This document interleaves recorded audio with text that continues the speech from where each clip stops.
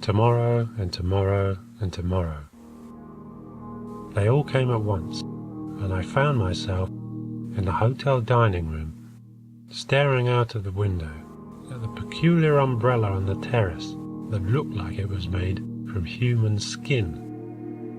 Suddenly, a strange figure with a bulbous head came and sat down at my table, placing a plate of food opposite mine. And I knew in that moment exactly what was about to occur.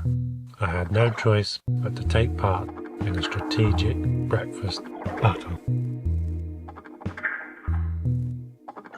My response to the Way's opening gambit was to go for the full English opening, which made it clear to my opponent that I did not intend to submit to his culinary offensive. As soon as my breakfast arrived, the Way advanced a tomato, opening up the lines for his hash browns to move forward, but I blocked this with the fried mushroom.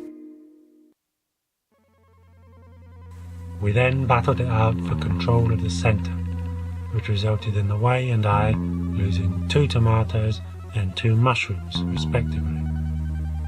But because the pieces he'd lost were bigger than the pieces I'd lost, I felt like I'd already gained the upper hand, and I attempted to capitalise on this by bringing a black pudding into play. However, a couple of moves later, it became glaringly obvious that I'd left my bacon horribly exposed by fighting a battle on 2 fronts. I looked on in horror as the Way moved in to claim one Russia and threaten another.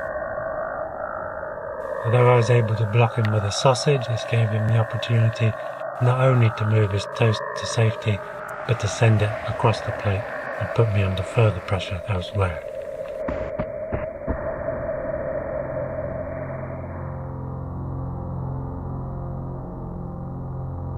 To most people, it would have looked like 2 men were simply sitting quietly, staring intensely at their plates, and occasionally moving pieces of food around.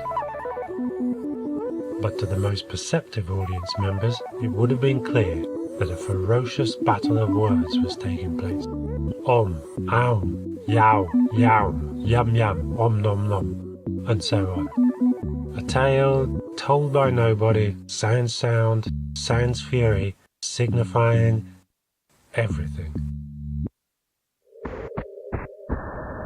Several moves later, as my most precious piece, the egg, was being chased around the plate by a piece of salmon and 2 hash browns, the end was very much in sight. In a mystical vision, I could see Augustus' egg crashing and burning as the ship's cook in a production of the Frozen Deep attended by Queen Victoria. The old image of the self brutally sacrificed in the secret chamber.